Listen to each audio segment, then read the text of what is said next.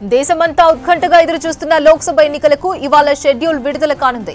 మధ్యాహ్నం 3 గంటలకు కేంద్ర ఎన్నికల సంఘం విజ్ఞాన్ భవన్లో ఎన్నికల తేదీలను ప్రకటిస్తామని ఈసీ ట్వీట్ చేసింది. ఇవాళ లోక్సభతో పాటు ఆంధ్రప్రదేశ్, అరుణాచల్ ప్రదేశ్, ఒడిశా, సిక్కిం రాష్ట్రాలకు షెడ్యూల్ రానుంది. ఇటీవల చనిపోయిన ఇతర కారణాలతో దేశవ్యాప్తంగా ఖాళీ అయిన అసెంబ్లీ స్థానాలకు కూడా బై ఎలక్షన్స్ నిర్వహించేందుకు కేంద్ర ఎన్నికల సంఘం సిద్ధమైనట్టు సమాచారం. తెలంగాణ నుంచి కంటోన్మెంట్ ఎమ్మెల్యే లాస్యనందిత ఇటీవల రోడ్డు ప్రమాదంలో చనిపోయారు. ఈ సెగ్మెంట్ కు కూడా ఉప ఎన్నిక నిర్వహించే ఆలోచనలో ఈసీ ఉన్నట్టు తెలుస్తోంది. ఎన్నికల నిర్వహణ కోసం రాష్ట్రాల్లో ఈసీ అధికారులు పర్యటించారు. ఎలక్షన్లకు సంబంధించిన కసరత్తు పూర్తి చేశారు. ఈ నెల 13న షెడ్యూల్ రిలీజ్ చేయాలని కేంద్ర ఎన్నికల సంఘం భావించింది. అయితే గత ఫిబ్రవరి 14న ఎన్నికల కమిషనర్ అనూప్ చంద్ర పాండే పదవీ విరమణ చేశారు. ఆ తర్వాత మార్చి 8న మరో కమిషనర్ అరుణ్ గోయల్ రాజీనామా చేశారు. 2 ఎన్నికల కమిషనర్ పదవులు ఖాళీ అవడంతో షెడ్యూల్ విడుదల ఆలస్యమైంది. జూన్ 16వ తేదీతో ప్రస్తుత లోక్సభ గడువు ముగుస్తుంది. అరుణాచల్ ప్రదేశ్, సిక్కిం అసెంబ్లీ గడువు జూన్ 2, ఆంధ్రప్రదేశ్ అసెంబ్లీ గడువు జూన్ 16, ఒడిశా అసెంబ్లీ గడువు జూన్ 24న కంప్లీట్ అవుతుంది. గత లోక్సభ ఎన్నికల షెడ్యూల్ను 2019 మార్చి 10న ఈసీ రిలీజ్ చేసింది. 7 ఫేజుల్లో ఎన్నికలు నిర్వహించి మే 23న రిజల్ట్స్ అనౌన్స్ చేశారు. ఈసారి కూడా దేశవ్యాప్తంగా మొత్తం 7 ఫేజుల్లో ఎన్నికలు నిర్వహించాలని కేంద్ర ఎన్నికల సంఘం భావిస్తున్నట్టు సమాచారం. కొత్త ఎలక్షన్ కమిషనర్లుగా సుఖ్బీర్ సంధు, జ్ఞానేష్ కుమార్ నిన్న బాధ్యతలు స్వీకరించారు. నిర్వచన సదన్లో ఈసీలుగా ఛార్జ్ తీసుకున్న తర్వాత chief election commissioner Rajiv Kumar ను మర్యాదపూర్వకంగా కలిశారు. మధ్యాహ్నం 12 గంటలకు రాజీవ్ కుమార్ నేతృత్వంలో ఈసీలు సంధు, జ్ఞానేష్ కుమార్ భేటీ అయ్యారు. సార్వత్రిక ఎన్నికల షెడ్యూల్, నిర్వహణ, ఎన్నికల తేదీలు, ఇతర అంశాలపై చర్చించారు. ఇవాళ ఎన్నికల షెడ్యూల్ రిలీజ్ చేస్తున్నట్టు ప్రకటించారు. మధ్యాహ్నం సీఈసీ ప్రెస్ మీట్, ఎన్నికల షెడ్యూల్ కు సంబంధించి మరిన్ని డీటెయిల్స్ మదార్ లైవ్ లో అందిస్తారు. మదార్, ఏంటి డీటెయిల్స్? అపర్ణ, మధ్యాహ్నం 3 గంటలకు విజ్ఞాన్ భవన్ లో కేంద్ర ఎన్నికల సంఘం ప్రెస్ మీట్ ని కాల్ఫర్ చేశారు. 3 గంటలకి షెడ్యూల్ అనేది కూడా ప్రకటించబోతున్నారు. ఈసారి ఎన్ని ఫేజుల్లో ఎన్నికల నిర్వహణ ఉండబోతుంది, అలాగే వాటికి సంబంధించిన తేదీలపైన అధికారిక ప్రకటన అనేది కూడా కేంద్ర ఎన్నికల సంఘం కమిషనర్ రాజీవ్ కుమార్ అధికారికంగా ప్రకటిస్తారు. దాంతో ఇటు ఎన్నికల నియమావళి అనేది కూడా వర్తించబోతుంది. దీంతో సర్వత్రా ఆసక్తిగా ఎదురు చూస్తూ ఉన్నారు. యాక్చువల్గా 2019 ఎన్నికల్లో సందర్భంగా మార్చి 10వ తారీఖునే షెడ్యూల్ అనేది కూడా విడుదలైంది. కానీ ఈసారి కొన్ని అనివార్య కారణాలు, ముఖ్యంగా 2 కమిషనర్ పోస్టులు ఖాళీగా ఉండడం, వాటి భర్తీకి సంబంధించి కొంత ఆలస్యం అవడంతో ముందస్తుగానే ప్రకటించాలని భావించినప్పటికీ షెడ్యూల్ని 10 లేకపోతే 13వ తారీఖు లోపు ప్రకటించాలని భావించినప్పటికీ కొంత ఆలస్యమైంది. నిన్న 2 కమిషనర్లకు సంబంధించిన బాధ్యతల స్వీకరణ అనేది కూడా పూర్తి కావడం, ఆ తర్వాత ఈసీ ఆఫీస్లో ముఖ్యంగా రాజీవ్ కుమార్ తోటి 2 కొత్త కమిషనర్లు కూడా భేటీ అవడము, ఆ తర్వాత షెడ్యూల్కు సంబంధించి కూడా కొద్ది గంటల్లోనే ఒక అఫీషియల్ కన్ఫర్మేషన్ అయితే ఈసీఐ ఇచ్చింది.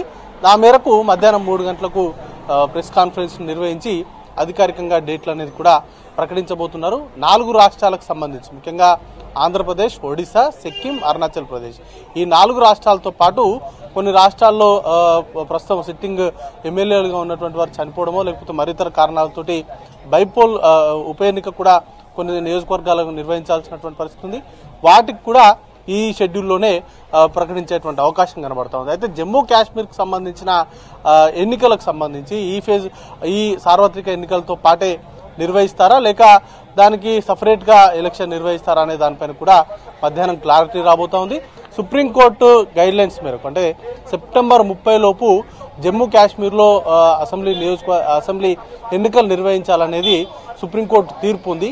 దాన్ని అనుసరిస్తూ దాన్ని ఫాలో అవుతూ సార్వత్రిక ఎన్నికలు ముగిసిన తర్వాత సార్వత్రిక ఎన్నికలతో పాటు ఈ 4 రాష్ట్రాల అసెంబ్లీ ఎన్నికల నిర్వహణ తర్వాత జమ్మూ కాశ్మీర్కి నిర్వహిస్తారా లేకపోతే వీటితో పాటే దాన్ని కూడా నిర్వహిస్తారనే దానిపైన మరి కాసేపట్లోనే స్పష్టత రాబోతోంది. ఓవరాల్గా అయితే లాస్ట్ టైం 7 ఫేజుల్లో వీటికి సంబంధించిన ఎన్నికలు నిర్వహించారు. ఈసారి కూడా సుమారు అదే 7 ఫేజుల్లోనే ఎన్నికలు కూడా నిర్వహించేటువంటి అవకాశాలు కనబడతా ఉన్నాయి. వాటికి సంబంధించి ఇప్పటికే అన్ని ఏర్పాట్లను కూడా సిద్ధం చేశారు. 13వ తారీఖు వరకు కూడా కేంద్ర ఎన్నికల సంఘానికి సంబంధించిన officials almost poll bound states కి సంబంధించి ఏర్పాట్లకు సంబంధించి పరిశీలించారు. నేరుగా అక్కడికి వెళ్లి అక్కడ ఉన్నటువంటి అధికారులు, రాష్ట్ర స్థాయి అధికారులు, అలాగే భద్రతకు సంబంధించినటువంటి ఏర్పాట్లు కావచ్చు, గతంలో పొలిటికల్ పార్టీస్ ని కూడా కలిసి వారి దగ్గర నుంచి వచ్చేటువంటి ఫిర్యాదుల పైన కూడా కొన్ని తీసుకున్నారు. ఇంకా ఎన్నికల నిర్వహణకు సంబంధించి ఫ్రీ అండ్ ఫెయిర్ గా ఈ ఎలక్షన్స్ నిర్వహించడంతో పాటు సాంకేతిక పరిజ్ఞానాన్ని ఎక్కువగా వాడుకోవడము, దాంతో పాటు ఓటింగ్ పర్సంటేజ్ ని గతంతో పోల్స్తే ఈసారి ఓటింగ్ పర్సంటేజ్ ని పెంచడానికి అవసరమైనటువంటి ఏర్పాట్లు కావచ్చు, రిమోట్ ఏరియాస్ లో కూడా ఓటింగ్ ప్రక్రియ సజావుగా నిర్వహించేలాగా వాటికి సంబంధించినటువంటి అవసరమైనటువంటి సామాగ్రి తరలింపు కావచ్చు, లేకపోతే ఎదురయ్యేటువంటి ప్రతి ఛాలెంజ్ ని కూడా ఈసారి అధిగమించేలాగా ఏర్పాట్లను అయితే సిద్ధం చేస్తున్నారు. ఫ్రీ అండ్ ఫెయిర్ గా ఎలక్షన్స్ నిర్వహించడమే మొదటి టార్గెట్ గా అయితే పెట్టుకున్నారు. గతంలో వచ్చినటువంటి లోటుపాట్లను సవరించుకుంటూ ఈసారి కూడా ఎలాంటి లోటుపాట్లు లేకుండా ఎన్నికల నిర్వహణకు సంబంధించి అన్ని ఏర్పాట్లను అయితే సిద్ధం చేసినట్లుగా ఈసీ అధికారులు చెప్తా ఉన్నారు. ఎందుకంటే చాలా సుదీర్ఘంగా జరిగేటువంటి ప్రక్రియ ఇది. ఎప్పుడు కూడా సార్వత్రిక ఎన్నికలకు సుమారు 2 నెలల పాటు సమయం అనేది కూడా నడుస్తూ ఉంటుంది. కాబట్టి ఆ ప్రక్రియ అంతా కూడా సజావుగా నిర్వహించేందుకు సిబ్బందిని కావచ్చు, భద్రతకు సంబంధించినటువంటి ఏర్పాట్లు కావచ్చు. ఎందుకంటే మొదటి ఫేజ్ ఒకసారి జరిగితే ఎప్పుడో చివరి ఫేజ్ వచ్చేసరికి ఆల్మోస్ట్ నెల పైగా సమయం అనేది కూడా పడతా ఉంటుంది. కాబట్టి వాటికి సంబంధించినటువంటి భద్రత, వీవీప్యాట్లు కావచ్చు, లేకపోతే ఈవీఎంలకు సంబంధించినటువంటి మొబిలైజేషన్, వీటన్నిటికి సంబంధించి కూడా ఏర్పాట్లను అయితే సిద్ధం చేశారు. మధ్యాహ్నం 3 గంటలకు అఫీషియల్ గా అంటే షెడ్యూల్స్ కు సంబంధించి ఎప్పుడెప్పుడు నామినేషన్ల ప్రక్రియ ఎప్పుడు మొదలు కాబోతా ఉంది, లేకపోతే ఎప్పుడు షెడ్యూల్ రాబోతోంది, వీటన్నిటికి సంబంధించి కూడా మధ్యాహ్నం 3 గంటలకి అఫీషియల్ గా ఈసీఐ ప్రకటన చేయబోతా ఉంది. ఆ తర్వాత ఎన్నికల నియమావళి అనేది కూడా వర్తించబోతుంది. అపర్ణ.